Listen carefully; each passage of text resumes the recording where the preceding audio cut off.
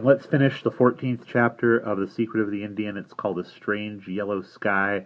We haven't found out what that's referring to yet, but Patrick is telling Ruby Lou in as little specific detail as possible what the future is going to be like, and she's grilling him, and she's worried about Boone because of all the destructive weapons that exist in the 20th century and still exist in the 21st.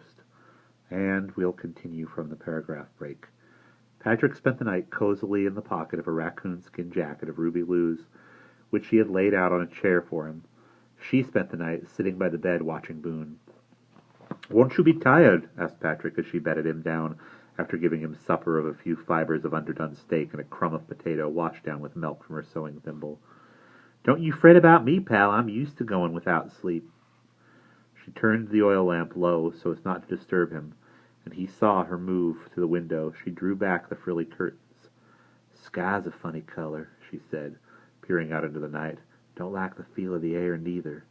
Kind of tight feeling. Hope we ain't in for a big blow." Patrick slept peacefully. In the morning he woke with the fur tickling his nose, to all the noises of the town, horses neighing, wheels rattling, dogs barking, cocks crowing, people's voices. But behind and around all this was something odd and eerie, a sort of whining, gusting sound. Ruby was standing where he had last seen her, at the window. Patrick sat up in the fur and sneezed. "Ruby!" he called as loudly as he could. She turned from the window, stooped and lifted him. Her hand was soft, except for some calluses as big as watermelons, which must have come from riding. It smelled sweetly of soap, and was trembling. "How's Boone?" "Just the same. Come here and look at the sky." She carried him to the window. He rested his arms along the top of her curled finger and looked up.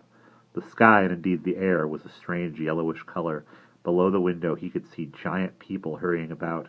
The gusting sound was wind, coming in irregular bursts. It caught at the women's dresses and pushed them along. It blew smoke from chimneys away in sudden puffs, like warning smoke signals. It was disturbing the horses, tearing at their manes, flattening their tails to their haunches, making them shake their heads uneasily. Patrick watched.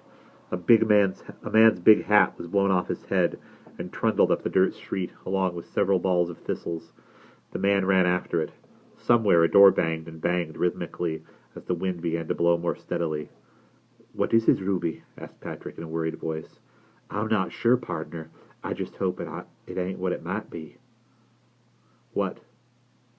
"Blowing up for a twister." Patrick turned to look at her, but all he could see was the underside of her chin. His mouth had gone suddenly dry. You mean a cyclone, one of those black funnel things that..." Ruby looked at Boone lying on the bed. She'd covered him with a rug the night before. He looked peaceful. It had a good color. His hat, which Ruby had picked up on Patrick's advice, lay beside him. "Say, that's one for the book," she said with a sudden strained laugh. "Or say, that'd be one for the book," she said with a sudden strained laugh. "What would?" "We was worrying about what might happen to him there. What if your friend turned his magic key and sent Boone back to here, and a bit of him, and the bit of him he'd left behind, had been just blowed clean away?" And that's the end of chapter 14.